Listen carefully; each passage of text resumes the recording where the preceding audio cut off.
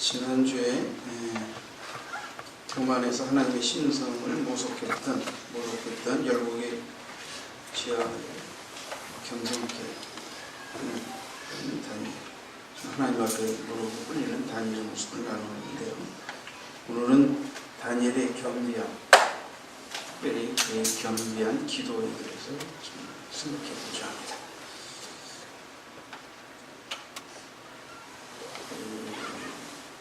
첫째, 다니엘은 오늘 본문에 보니까 첫째 그는 겸비하여 기도했다라는 표현이 3절에 나와요. 9장 3절에 보시죠. 내가 금식하며 베옷을 입고 죄를 덮어쓰고 주 하나님께 기도하며 간구하기를 결심하고.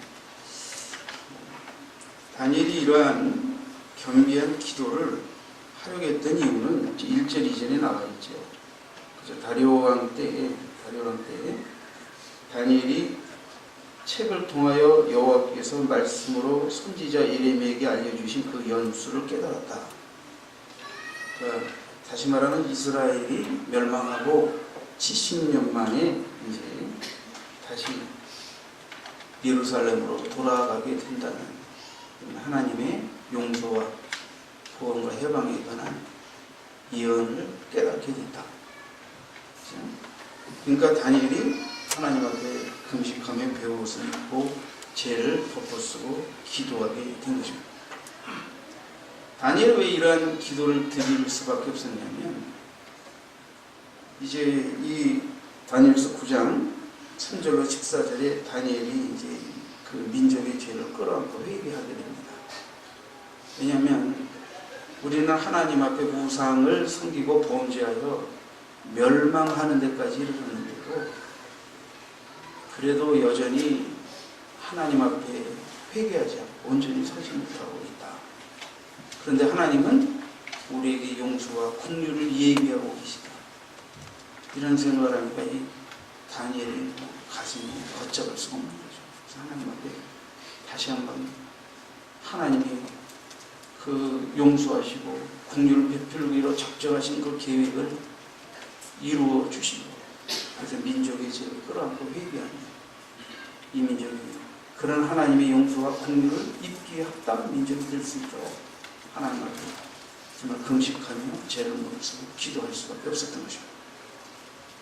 그러면서 하나님이 이 민족을 향하여 갖고 계신 그 놀라운 긍휼과 그죠? 회복의 계획을 정말 이 민족을 불쌍히 여겨서 그대로 시행해 주시기를 또 강구한 것이죠. 그래서 그런 내용들은 여러분들이 3절로 19절까지 이렇게 집에 가서 읽으시기 바랍니다. 숙제. 오늘은 회개의 내용, 강구의 내용 자체를 나누려고 하는 것은 아니니까 여러분들이 다니엘이 민족을 위해 어떤 회개, 어떤 기도를 했는가 이런 걸 생각하면서 우리도 복음 안에서 통일을 이루어야 할 조국을 바라보며 어떤 회개, 어떤 기도를 할까 여러분들이 좀 빛을 밝게 되기를 바랍니다. 다니엘은 그런 가운데 이제 하나님의 어떤 계시도 받게 되죠. 하나님의 계시. 이게 이제 20절 이하에 또 나와 있어요. 자, 이 다니엘서 10장에도 보면 비슷한 다니엘이 겸비하여 기도하는 또 다른 장면이 언급되어 있는데, 다니엘서 10장 2절에 보면 그때 나 다니엘이 세 일의 동안을 슬퍼하며 세 일에가 차기까지 좋은 떡을 먹지 아니하며 고기와 포도주를 입에 대지 아니하고 또 기름을 바르지 아니하니라.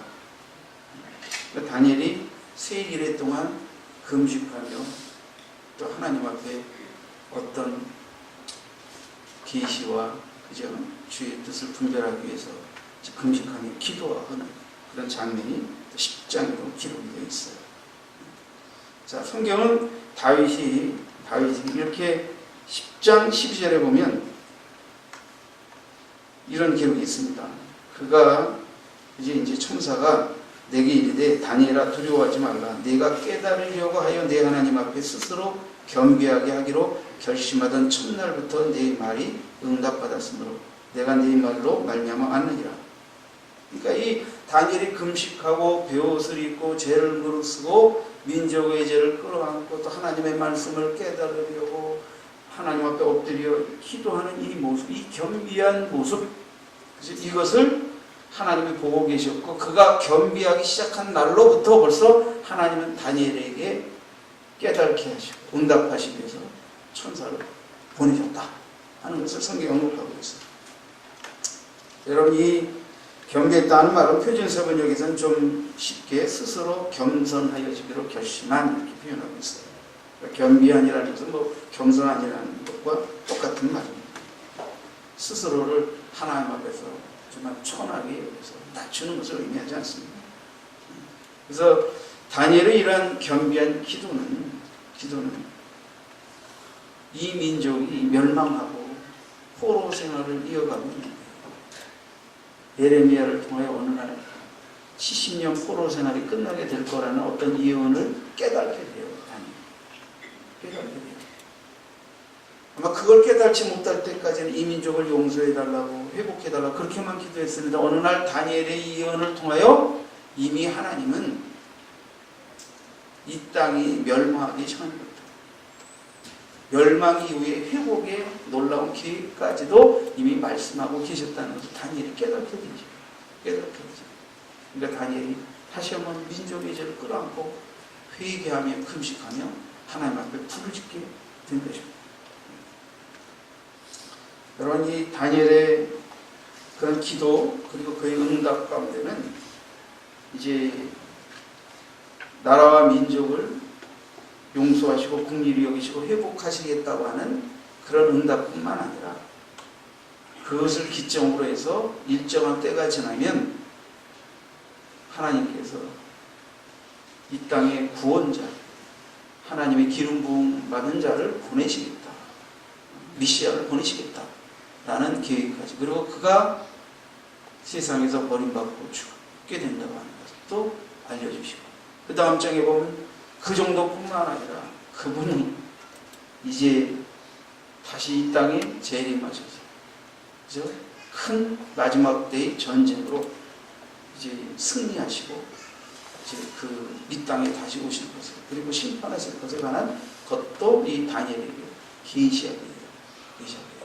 그래서 짧게 보면 다니엘은 그가 지금 나라가 멸망하고 멸망하기 직전에 다니엘은 먼저 1차로 골모로 끌려와가지고 바벨론에서 총리도 되고 또 메데 바사제국 또 바사제국에 이어지는 그런 긴 여러 기간 동안에 다니엘은 하나님 앞에서 정말 크게 쓰임을 받고 하나님의 사심을 나타내는 아주 위대한 하나님의 사람으로 일하게 되죠. 그러면서도 다니엘은 늘 집에 예루살렘을 향해 창을 열어놓고 하루에 3번씩 기도해요. 그런 다니엘에게 하나님은 그 나라에 곧 닥치게 될 하나님의 용서와 긍휼과 해방의 이 놀라운 응답뿐 아니라 그것을 통하여 하나님이 진짜 온 인류를 죄악의 속박에서부터 흑암의 속박으로부터 구원해 내시기 위하여 메시아를 보내시고 그 메시아가 고난당하다가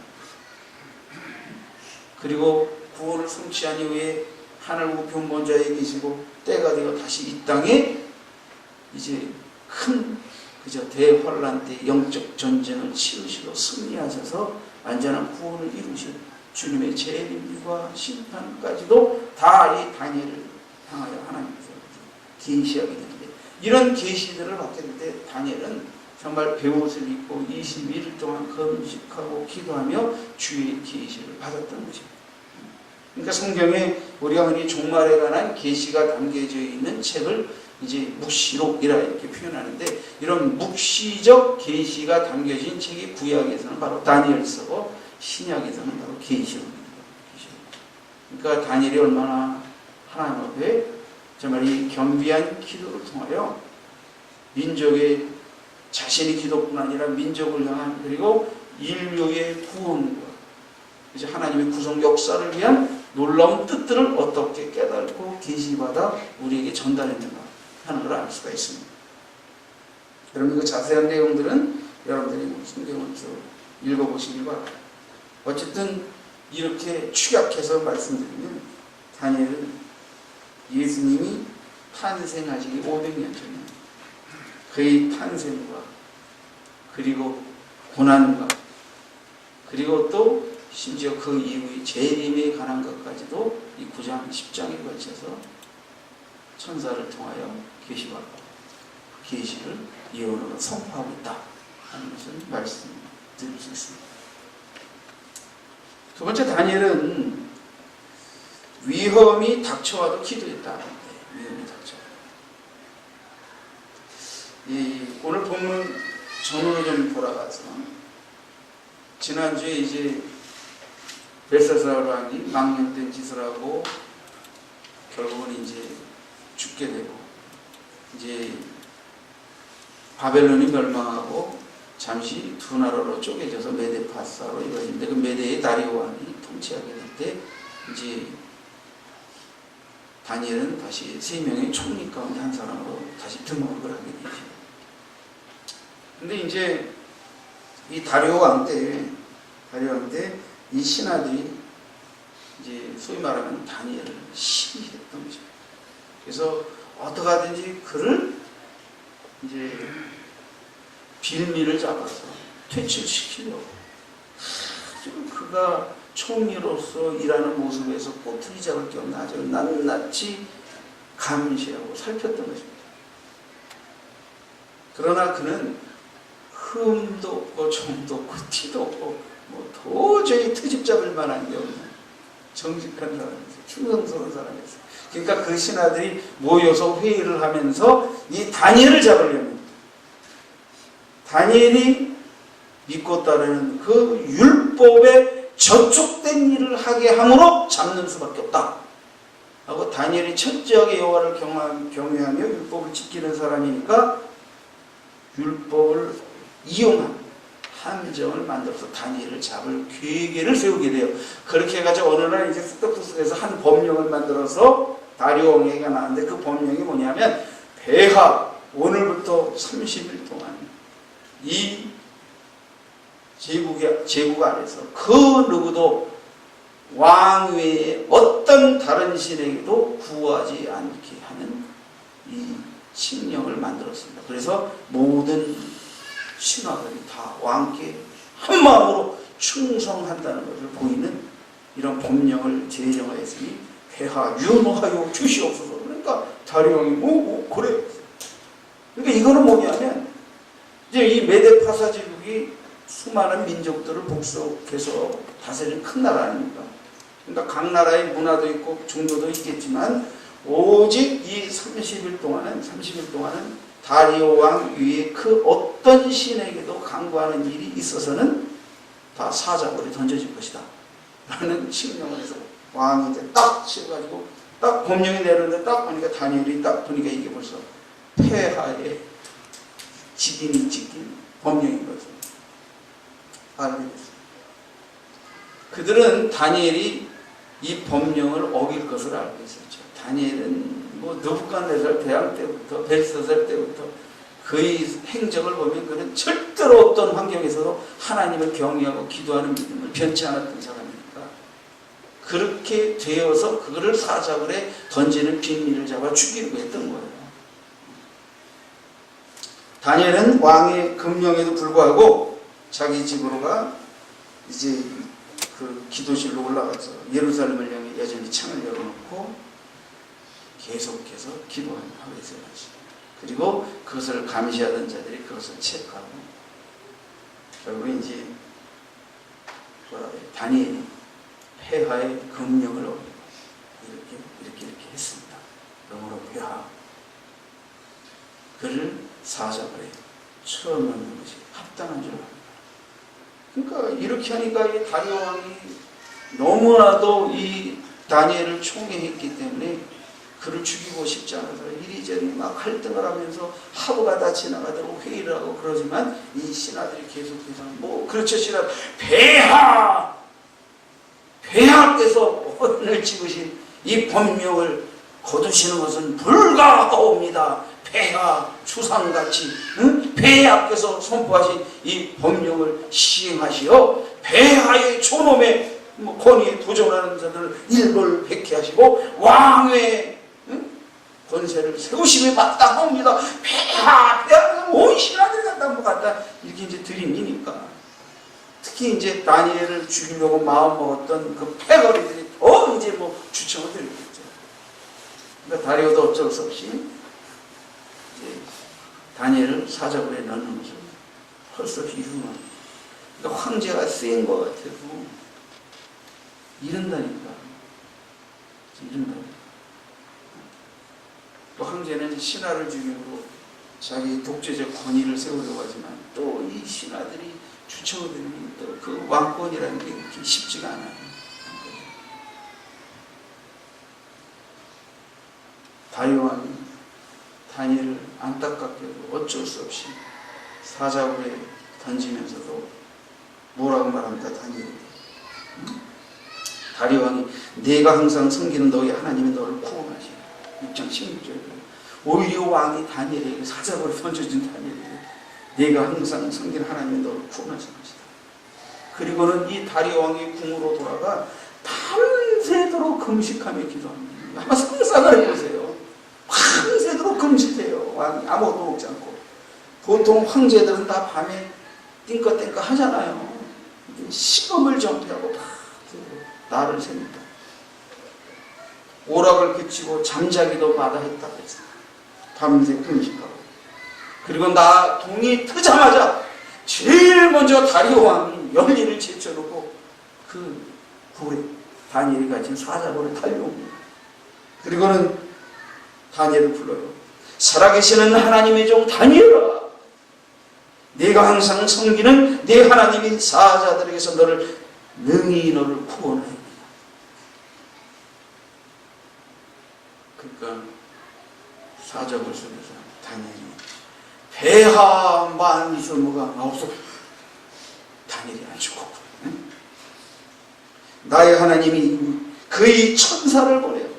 사자들의 입을 봉하셨으므로 사자들이 나를 상해하지 못하였어. 나의 무지함이 그 앞에 명백하게 오며 이제 이렇게 알게 돼요. 어쨌든 하나님이 천사를 보내고 사자의 입을 봉하여서 나는 사자로부터 상해를 입지 않고 내가 무지하다는 증거였습니다. 통촉해다 이제 뭐 그런 말씀 드립니다. 이런 사실 때문에 다리오 왕은 다니엘을 모함한 자를 전부 잡아들여 그의 아내와 자식들까지 다 잡아들여 그렇게 해서 다니엘이 들어갔던 그 사자들이 그래 쳐놓기래. 그 희한하죠. 다니엘이 던져졌을 때는 하나님이 천사를 보내셔서 사자의 입을 다 봉해버리십니다. 그 모함꾼들이 그 사자굴에 던져질 때 굴 땅바닥으로 떨어지기 전에 사자들이 다 그것들을 물어뜯어서 죽였다. 성경 기록하고 있는 거죠. 여러분, 다니엘의 기도는 내가 계속해서 이렇게 기도를 하면 위험해질 수 있고 죽을 수도 있다는 상황에서도 기도하는 것을 멈추지 않았어요. 그래서 다니엘의 기도가 이 겸비한 다니엘의 기도가 범상치 않은 기도예요. 우리는 보통 우리의 탐심과 만족을 위해 기도하다가 되면 감사하고 안 되면 불편하고 계속 기도 못합니다.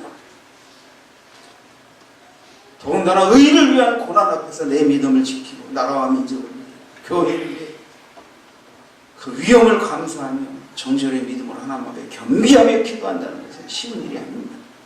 다니엘은 그렇게 했답니다.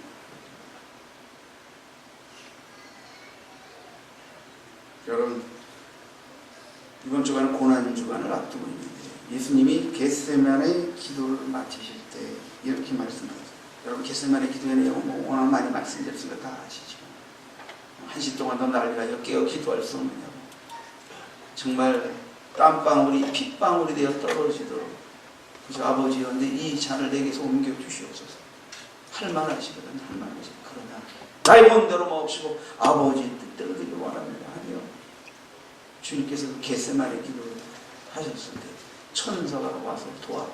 그런 표현을 가지고 성경에 기록되어 있는 거예요.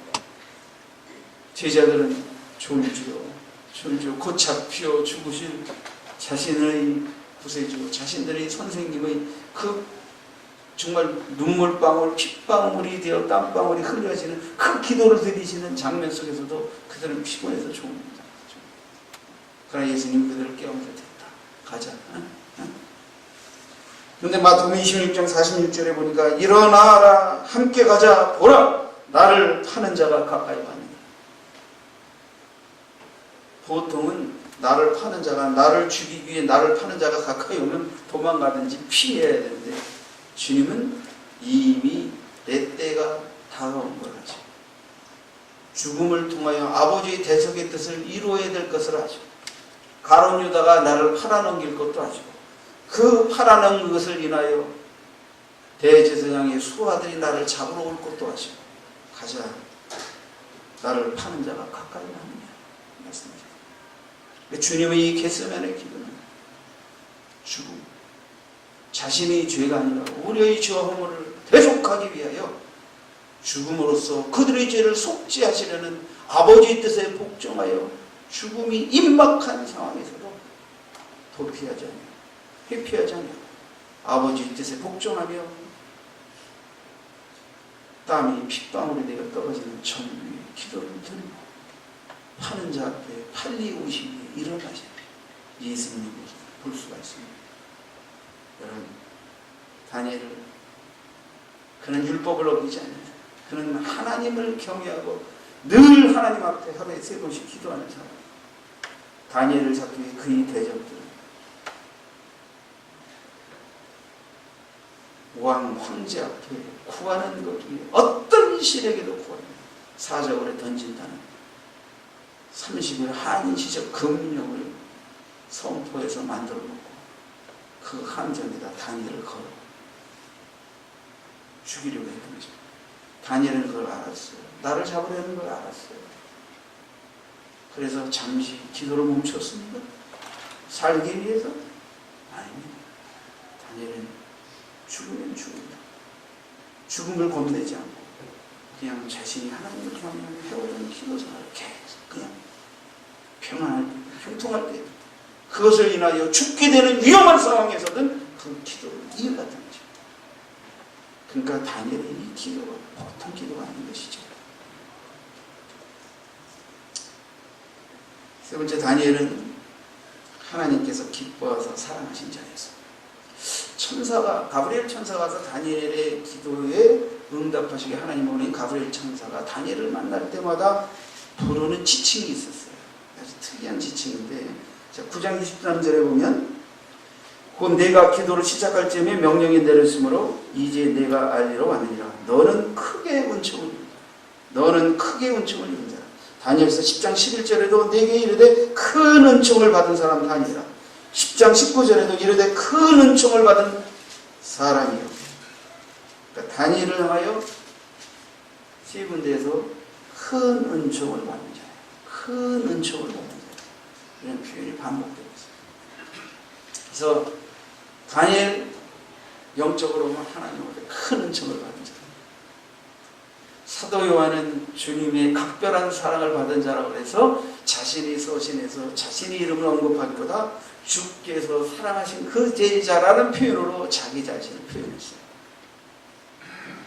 근데 다니엘은 자기가 자기를 표현하는 것이 아니라 가브리엘 천사, 그의 경미한 기도에 응답하시기 위해 하나님께로부터 보냄을 받은 가브리엘 천사가 다니엘을 향하여 크게 은총을 받은 자예요 라고 지칭하고 있다는 것을 우리가 주목해요.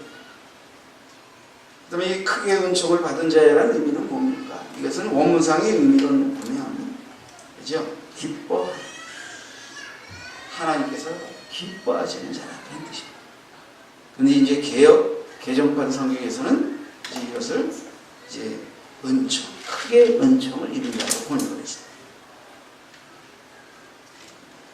바른 성경에는 사랑을 받는 자니 이렇게 번역을 했고, 표준세 번역에도 내가 크게 사랑을 받고 있기 때문이다. 사랑을 받는 자. 공동 번역에서도 너를 사랑하셔서. 그래서 대부분 다 다른 번역들은 다 사랑을 받는 자라고 번역을 했고, 개혁 성경에서는 이제 크게 은총을 입은 자. 이렇게 번역을 했는데 원문상의 가장 정확한 뜻은 하나님이 기뻐하신다. 그래서 제가 여러분들에게 다른 번역들은 은총을 입은 자, 사랑받은 자 이렇게 표현했기 때문에 그 원뜻은 기뻐하셨습니다. 기뻐하셨습니다. 그래서 하나님께서 기뻐하사 사랑하신 자 이렇게 제가 여러분들이 좀 의역해서 크게 은총을 받은 자라는 의미를 여러분들에게 설명을 드린 것입니다. 성경에 보면 이렇게 다니엘처럼 크게 은총을 받은 자예요. 하나님이 기뻐하사 사랑하신 자라는 지칭을 받은 경우들은 그렇게 흔하지 않습니다. 신약 성경에 누구누구를 들 수 있을까요? 여러분들이 얼핏 한번 이렇게 생각해 보세요. 꼭 같은 말은 아니지만 이런 비슷한 뉘앙스의 그죠? 호칭을 받아요. 예수님과 예수님을 잉태하는 수태고지를 받을 때의 말이에요. 그 다음에 또 찾음이 있는지 잘 모르겠지만 얼핏 제가 생각할 때 이 두 분을 줄 수가 있어요. 마리아가 수태고지를 받을 때에 가브리엘 천사가 동일하게 그저 그렇게 은혜를 입은 자 이런 표현을 썼죠. 그러니까 이 은혜를 입다 하는 것은 하나님의 그저 이 선하심의 은혜를 입었다 이런 뜻이 아닙니다.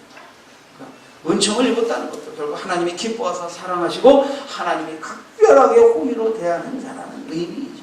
그러니까 뭐 다 표현만 다르지 다 그 비슷한 내용. 정말 하나님이 너무너무 그의 믿음을 기뻐하시고 사랑하시는 자라는 그런 의미인 거죠.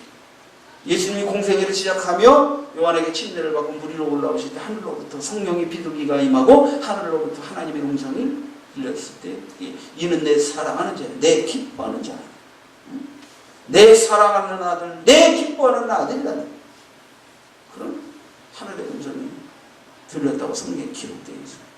변화산에서 또 모세와 더불어 이야기할 때 바로 영광의 구름의 임재 가운데서 베드로와 야고보와 요한이 바로 이는 내 사랑하는 아들이야, 내 기뻐하는 자니 너희는 그의 말을 들으라는 하늘의 음성을 들을 줄 믿습니다. 이것이 다 성경에 기록되어 있습니다.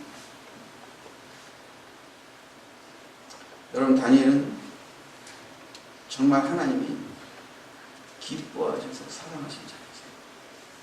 기뻐하셔서 사랑하신 자. 여러분도 하나님이 사랑하실 때 기뻐하시면서 사랑하는 자가 되시기 바랍니다.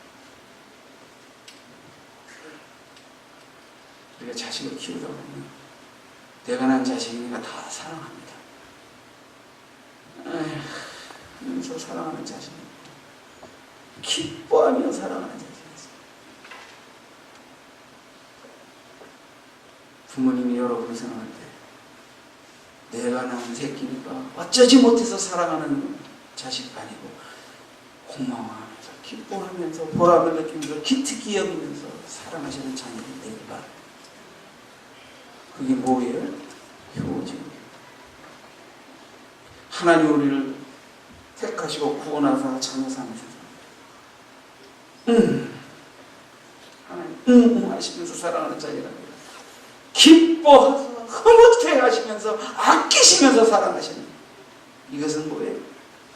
하나님을 하는 영적인 효지, 충성이죠. 그래서 히브리서 11장 6절에 보면 믿음이 없이는 하나님을 기쁘시게 못하는 하나님께 나아가는 자는 반드시 그가 계신 것과 자기를 찾는 자들에게 상 주시는 이심을 믿어야 할지니라.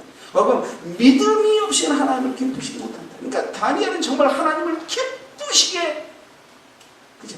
기쁘시게 했고 그래서 하나님의 각별한 총애와 사랑을 받은 자인데 그것은 바로 다니엘의 믿음이죠. 믿음. 하나님을 정말 너무 흡족하게 한 이 다니엘의 믿음. 더 이상 어떻게 말을 합니까? 성경 역사의 최고의 순결 믿음으로 아버지께 영광을 드리는 몇 사람 속에 들어가는 인물이 다니엘 아닙니까?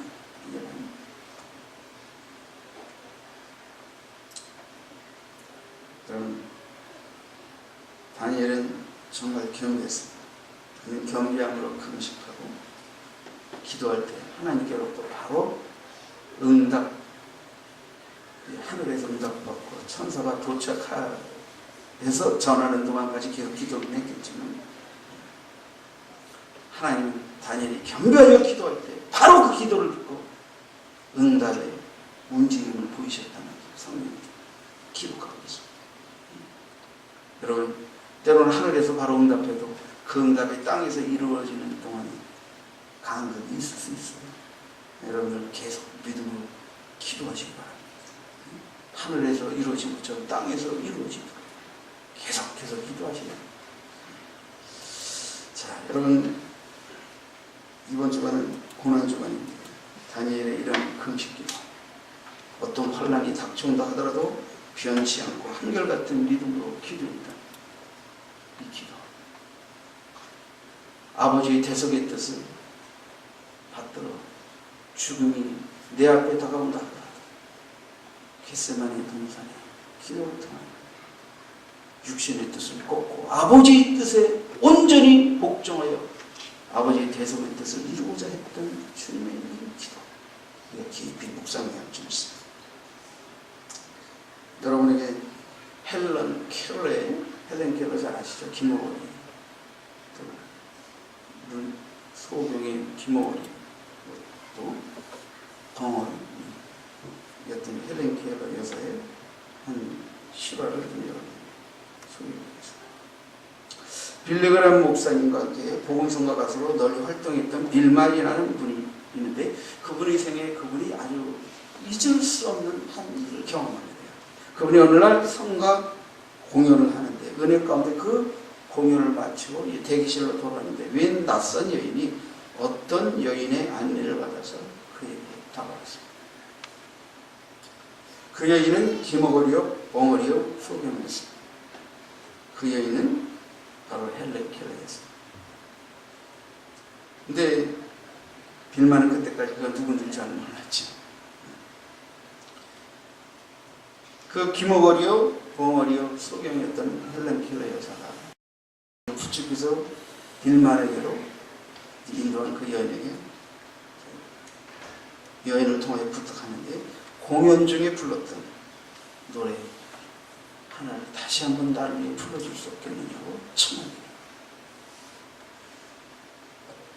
그 노래는 바로 이제 성경에 있는 찬송가의 147장에 있는데 거기에 넣어 있습니다. 오일 데어이라는 찬송,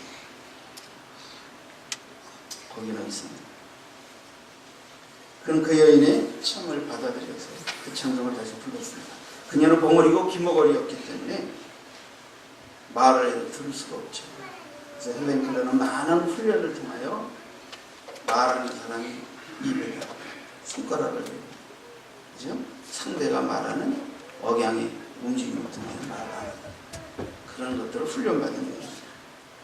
그래서 그 여인은 손가락을 그의 입술과 손대에다 대고, 한번 상상을, 김어걸이, 벙어리, 소경이 그 여인, 이 빌만이 노래를 부를 때 그 입술과 손대다 손을 대고 그게 전혀 못했습니다. 전혀 들을 수 없는 사람. 빌만이 거기서 거기는 있었는가 그때, 거기는 있었는가 그때 찬송을 부르기 시작했습니다.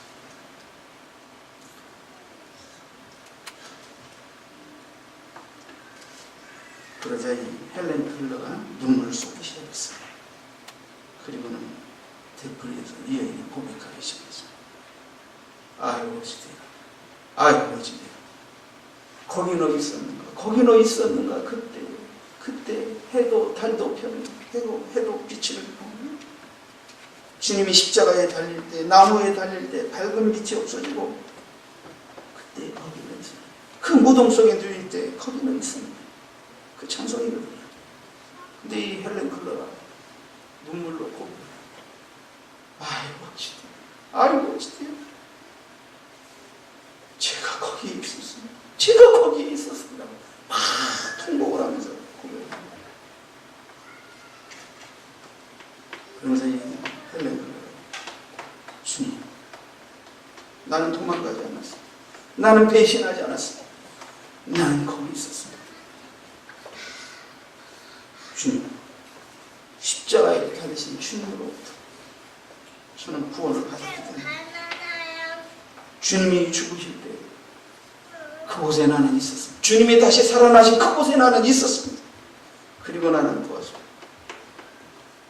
나는 한때 비관하여 스스로 목숨을 끊으려고도 했었지만 이제는 주님의 십자가와 부활을 만나고 성령을 받고 성령의 인도를 받아 이렇게 믿음으로 살아가고 있습니다. 주님, 저는 그곳에 있었어요. 저는 그곳에 있었어요.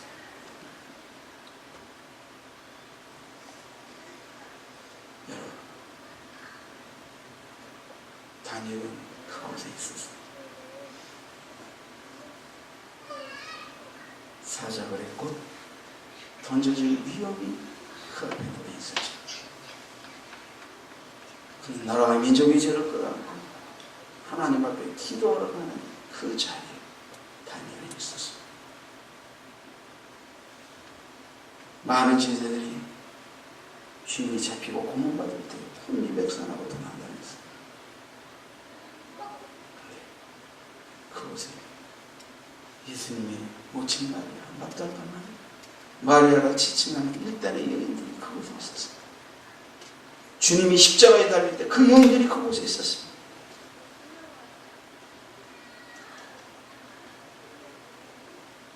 여러분, 우리는 다니엘의 신앙을 인걸해요. 겸손하게 기도하며 다니엘처럼 응답받는 신앙을 되십시다.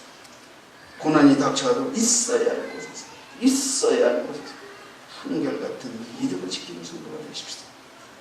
정말 하나님을 기쁘시게 하는 일이고 하나님 너무 기뻐하십시오. 크게 은총을 받은 자야 라고 말하겠습니다. 그런 성도의 길을 가십시오.